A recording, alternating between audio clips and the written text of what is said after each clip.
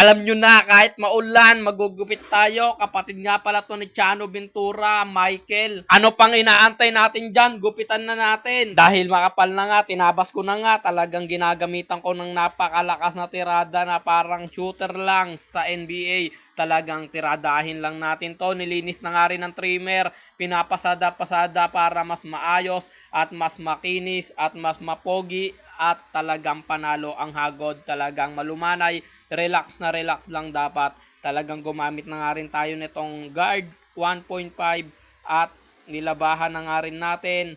Sinishave lang natin para walang kalat-kalat. At eto na nga, bawas na tayo sa taas. Tadtarin lang natin ang tadtarin ng bawas at tanggalin natin ang mga masasamang buhok sa kanyang buhok. Kailangan ay malinis at mabubuting buhok lang ang matitira sa kanyang buhok. Yo, at ikat lang natin ang ikat. Tanggalin natin lahat ng masasamang buhok dito sa kanyang buhok. Linisin natin hanggang dito sa bangs para mas maayos. At eto na yung resulta. Talagang panalo, ibang anyo na. Kilala nyo pa ba? Siyempre, mas maganda nito. Lagyan natin ng background music. Ipi-play ko na, yeah!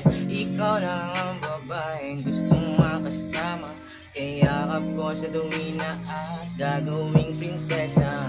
Hindi ka sasaktan, huwag kang mag-alala. Kahit anong mangyari, pagmamahal di mawawala. Sa'yo lamang ako. Kahit baliktarin man ang mundo, ikaw pa rin ang paborito. Huwag ka nang magtampo, halika rito.